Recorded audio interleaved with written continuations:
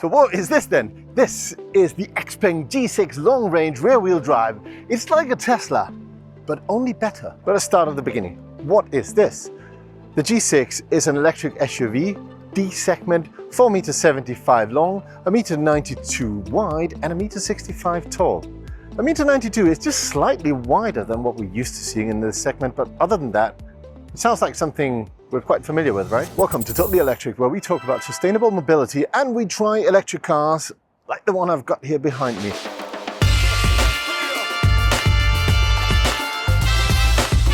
We do that using our own proprietary format called the ElectroExam.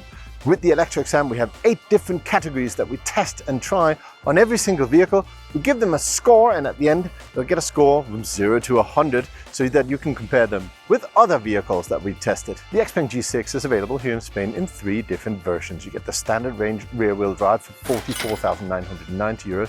You get this one, the long-range rear-wheel drive for 49,990 euros. And then you have the performance version available from 56,500 euros.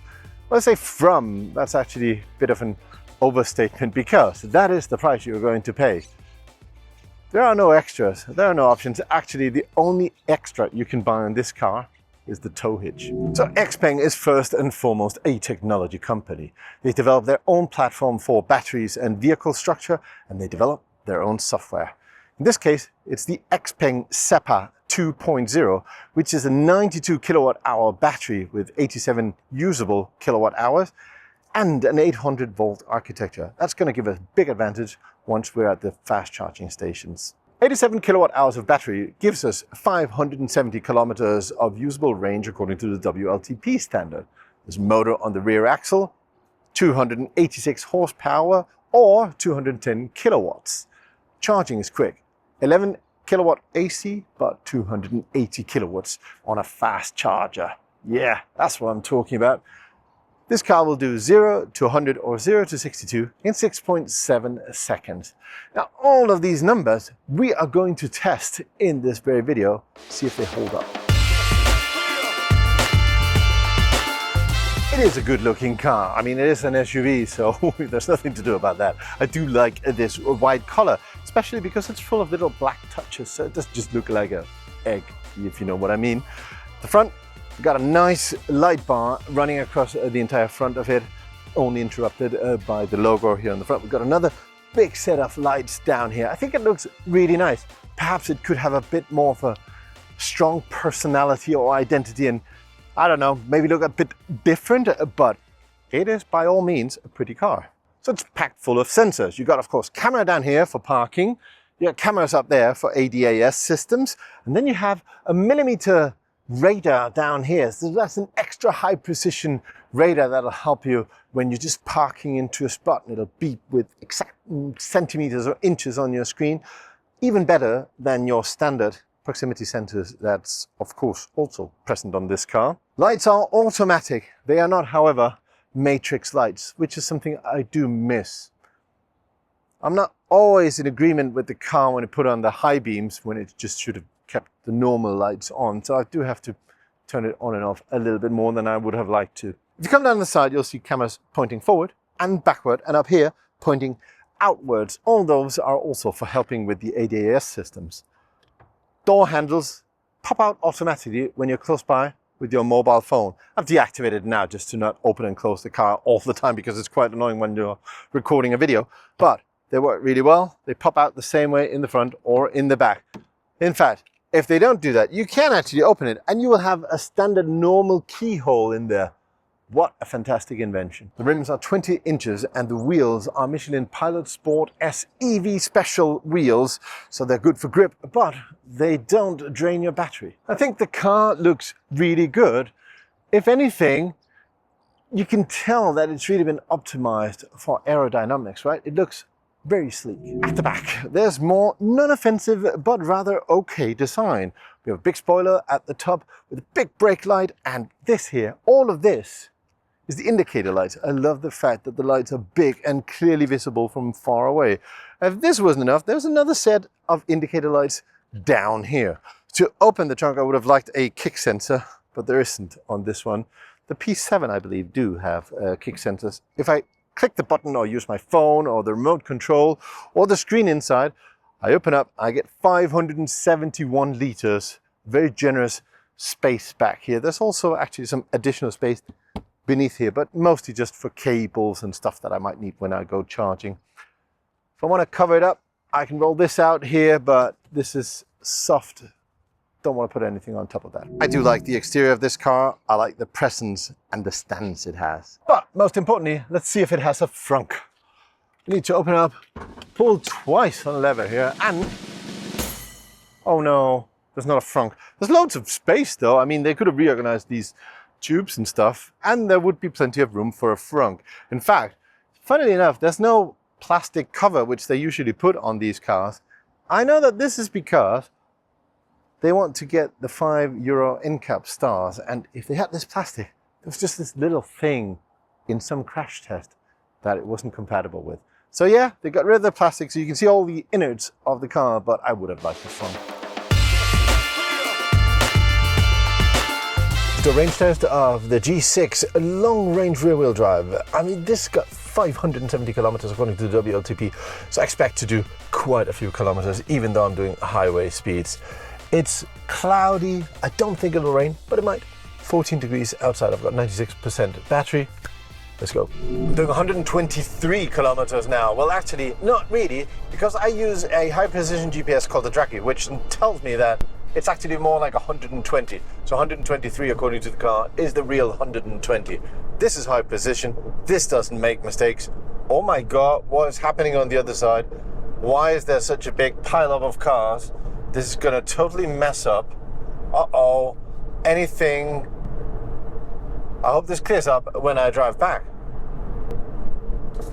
I'm driving in normal mode. I'm not using sport. I'm not using eco mode because eco mode removes aircon. And I don't want to drive around without aircon in a nice car like this, do I? It's 14 degrees outside. I'm going that way until I'm halfway through the battery, and then I'm turning around. As you can see, I can put the GPS on full screen. I can actually do a lot of other configurations and move stuff around as I see fit. It's very, very highly configurable. But now what I wanted to do is show you how well it plans a route with charging stops if you want to go road tripping.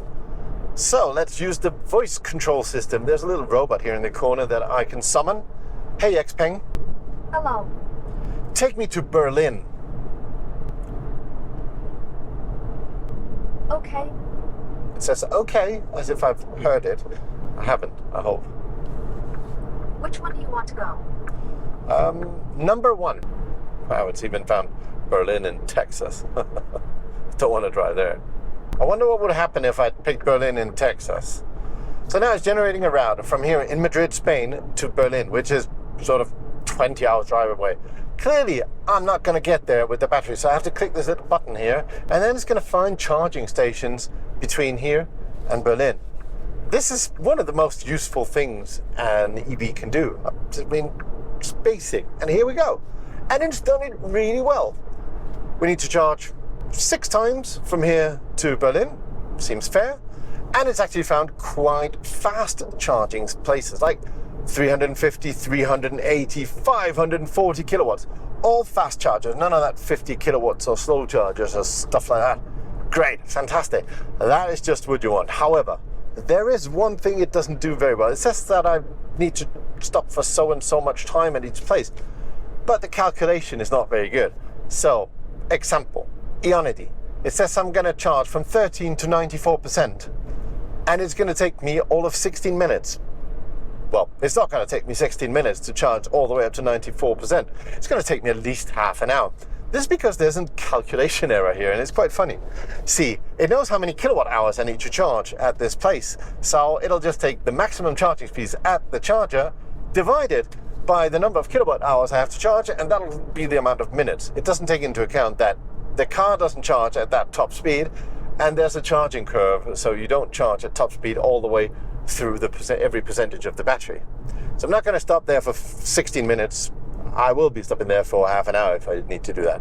Details aside, it does a very good job at selecting the right stations and giving me confidence that I'll get to my destination without a problem. Okay, I've got 49% battery left. I just turned around and I'm going back to where I came from. Well, almost. There's a fast charger there, and according to the car, I'm going to get there with 35 kilometers left on the battery. 35 kilometers, that should be less than 10%. Perfect. And we can do a charging session there and see how fast this thing can charge. Now, it says 35 kilometers. Let's see if that's real. Because if it's a little bit off, if it's optimistic, then we're going to get there with next to none.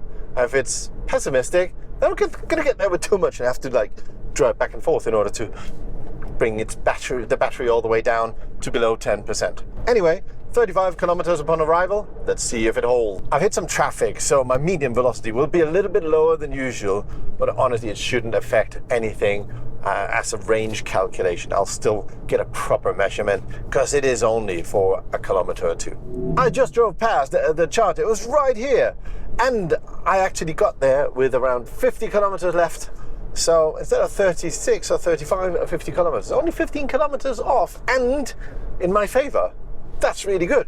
That's a great calculation. Gives me confidence that I can travel with this system. If it tells me I'm going to get somewhere, I think I will believe it.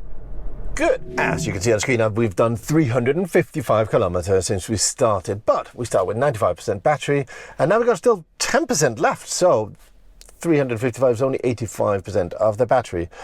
Using math means that we will get a total range in today's circumstances, which are 14 to 17 degrees Celsius, around 60 degrees Fahrenheit, and an average speed of 108 kilometers an hour, which I don't know how many miles per hour that is. Then we get to a total of 417 kilometers of real-world highway range in this car. That's the same as 260 miles of real highway range. That is a very good number. We've been using somewhere around 20.7 kilowatt hours for each 100 kilometers. So in order to recharge now 200 kilometers for our next leg of a journey, we will be doing 41.4 kilowatt hours at the fast charger here. Let's go. So we're here at the fast charger, 360 kilowatts, and this car can supposedly do 280 kilowatt of charging because this is an 800 volt system. It's also an 800 volt charger, so this should be absolutely perfect. We need to charge 200 kilometers, which is the equivalent of 41.4 kilowatt hours. See how fast it can do it. Really excited about this one. So we're going to use the phone to just start the charger here, but if you're traveling to Spain, you can charge at these Thunder station using either your credit card or your roaming RFID card, whatever you got. I really like this system because you can pay any which way you like, and they're very, very reliable. Enough with the chit chat, let's get charging. Let's get going. 100. Come on, 132. Come on, I need some more power. 168.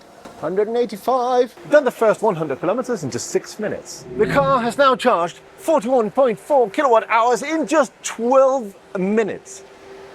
It takes me just 12 minutes to charge 200 kilometers. This is the second fastest car in terms of charging I have ever tested. And I've tested a lot, I really have. It is still charging at 60% and we're at 180 kilowatts.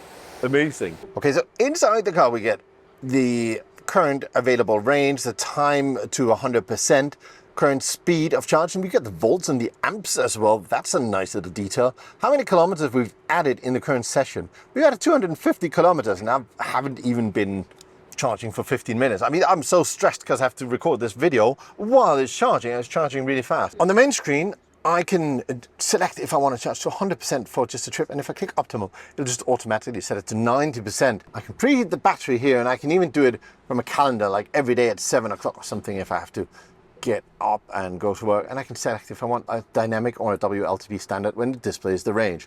I like the dynamic one. So this takes into account a million things. It's really complete, the information here. And it's incredibly fast charging. 800 volt charging is absolutely amazing. It's still charging at 70 kilowatts at 85%. It charged from 10 to 80% in 20 minutes. I've had cars that haven't been able to charge 100 kilometers in 20 minutes. In fact, there's quite a few of them out there. 800 volts, definitely the way to go.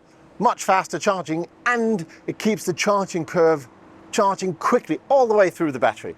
Excellent work. And if you're traveling to Spain, do try out the Thunder charging stations.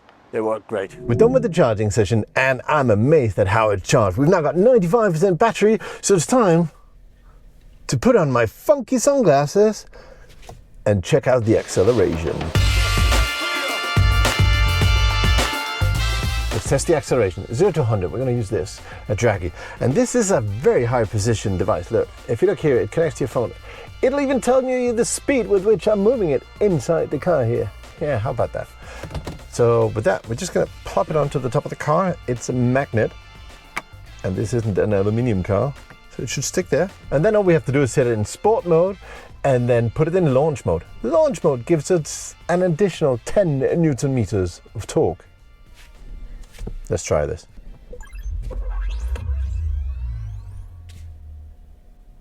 Let's go.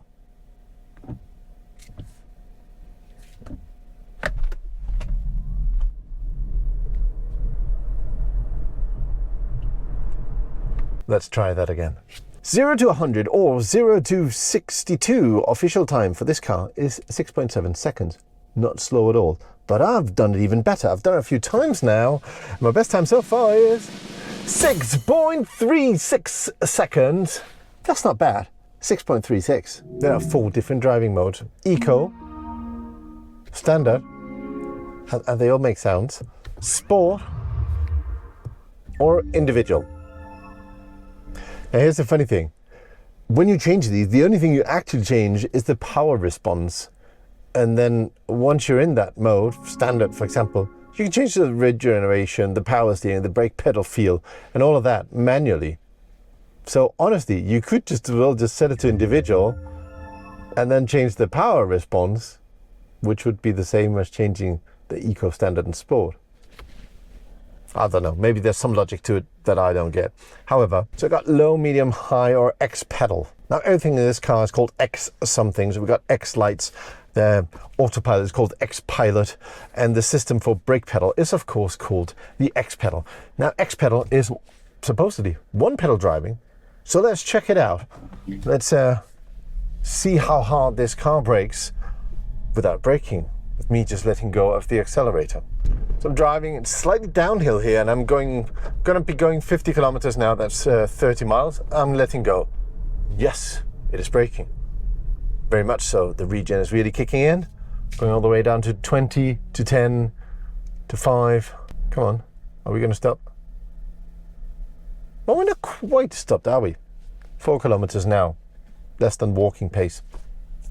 I guess the X pedal is actually a one pedal driving system, but just for the last 2 kilometers now, you do have to put your foot on the brake. Avoids rust on the brakes. Yeah, I like it. I feel like it brakes enough and it brakes well when you use this X pedal system. You might have noticed that the car is making a sound when we're driving below 10 kilometers an hour. That is the mandatory pedestrian warning system.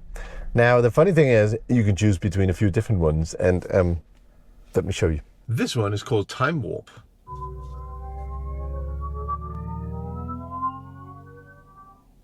Space Floating.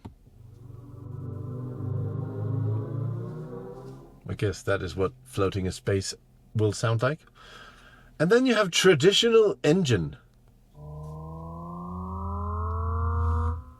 That's fun. So you can drive around sounding just like a traditional engine. I'm going to leave it in Traditional Engine because it sounds fun. It feels like trolling driving around in an EV with the Traditional Engine sound.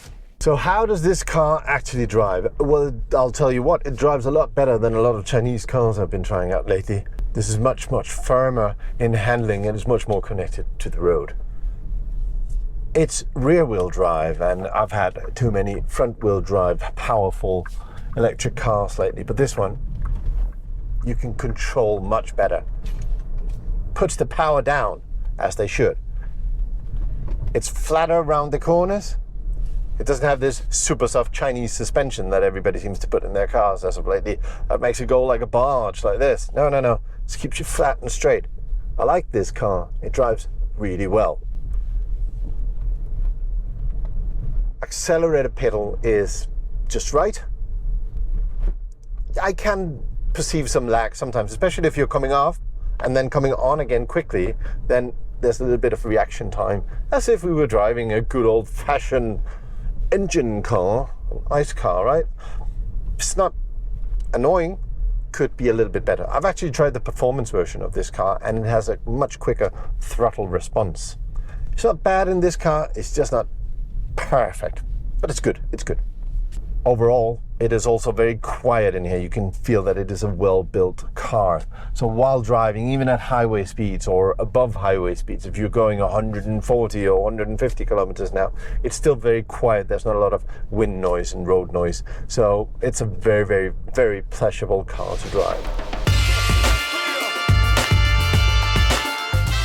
So here we are inside the G6, and you know what? It reminds me of a German car, like an Audi or something like that, where everything is black, because you know these luxury or high-end cars, they do like they're black, and everything is kind of black in here. There's no additional colors except for some aluminium and a little bit of lights coming out of these LED strips we've got here, but mainly black. The main purpose, I guess, is to make it look classy, and it does. It really does look very classy. We've got soft materials all around. This very much could exactly be built by Audi, absolutely. Now, our main interface with anything is this screen we've got here in the middle. There are no buttons or turn wheels or, you know, these archaic things that they like to put in some cars nowadays.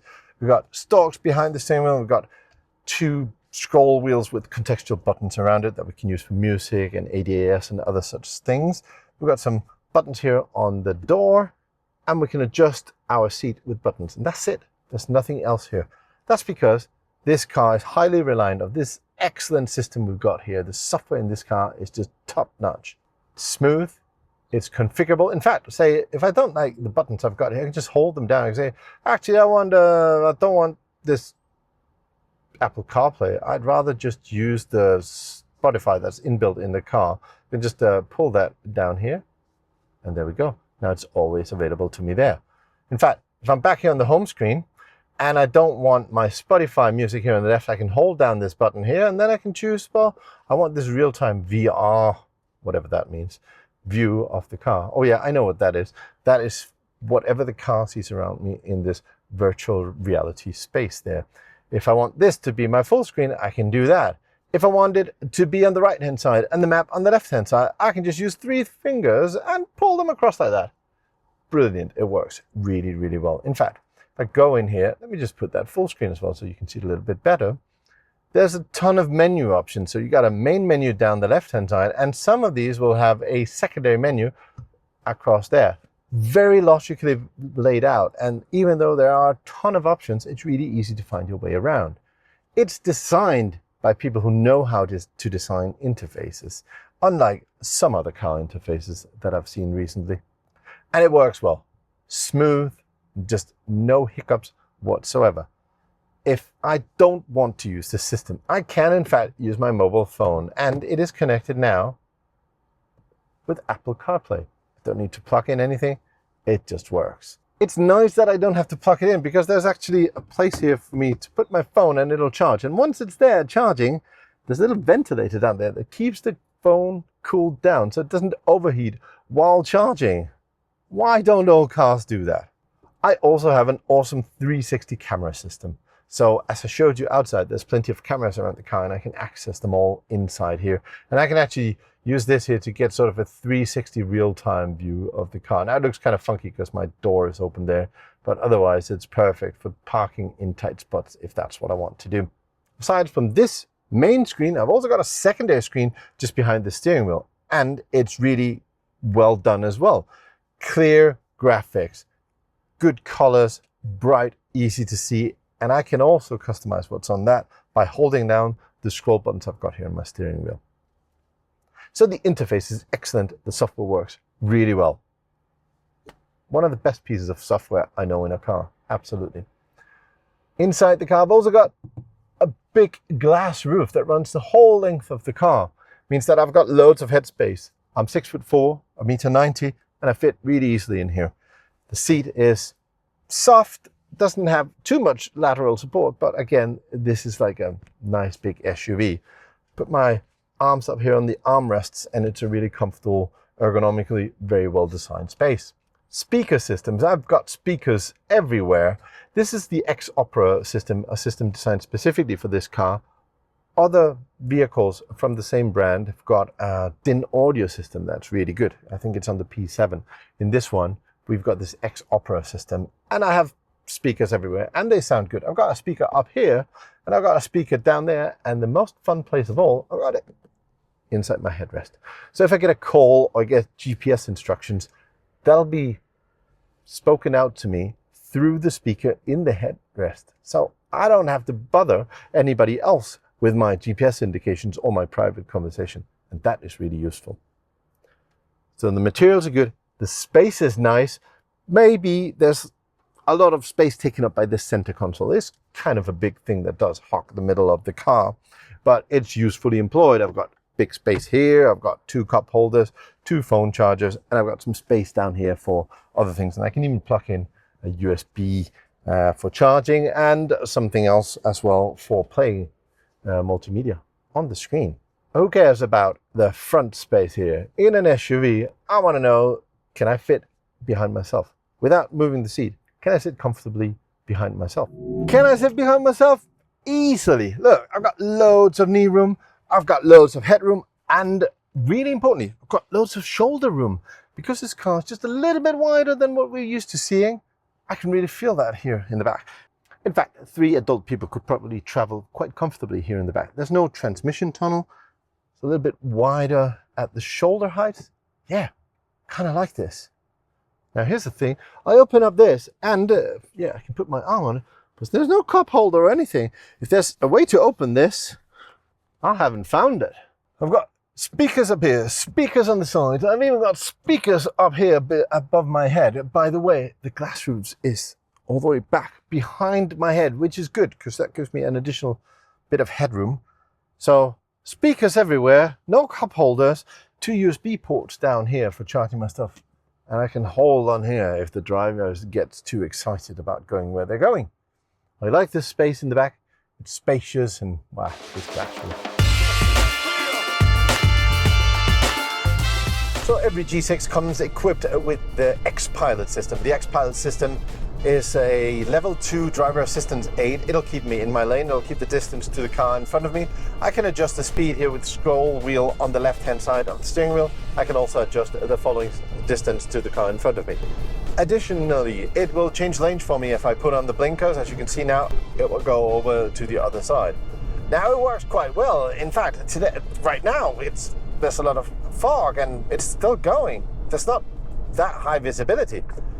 No problem whatsoever. It can do all the way up to 150 kilometers an hour, which I'm not going to do because that would be illegal here in Spain. It detects the driver by torque on the steering wheel, so it's not capacitive in any way. I do have to exercise just a little bit of resistance on it, but usually you can just rest your hand and it works quite well. Apart from that, there's also a camera here keeping an eye on me, but it doesn't really tell the system if I'm being alert. The only thing it does is if I'm yawning, it'll put an alert up on screen saying, hey, don't fall asleep, mister. Overall, it's quite a good system. The only problem I've found so far is when you go around a corner, not a corner, but just when the road is slightly curving to one side, it does tend to lower the speed quite a lot more than what it needs to do. I do know that there's a European regulation where you do have to go a little bit slower around the corners so you don't exercise too much lateral G-force, but this, I'll take down your speed a little bit more than that even so. That's the only fault with the system. Other than that, it's fantastic. Now let's score the car according to each category. Traveling. The G6 has an impressive range of 417 kilometers, 259 miles, and an energy consumption of 20.7 kilowatt hours per 100 kilometers, which translates to an efficiency of about 333 watt hours per mile. Quite good for an SUV. These figures were achieved in a highway test at an average speed of 108 kilometers an hour, 67 miles per hour, with moderate outdoor temperatures between 17 and 14 degrees Celsius, 57 to 63 degrees Fahrenheit. Additionally, you can plan a route using the built-in GPS system, which helps locate charging stations. While it doesn't always suggest the perfect option, it's still very useful. For all these reasons, we give it 7 points in the travel category. Charging. Charging 41.4 kilowatt hours, equivalent to 200 kilometers or 124 miles of range, takes just 12.5 minutes. Thanks to its impressive 800-volt architecture, which allows charging of up to 280 kilowatts.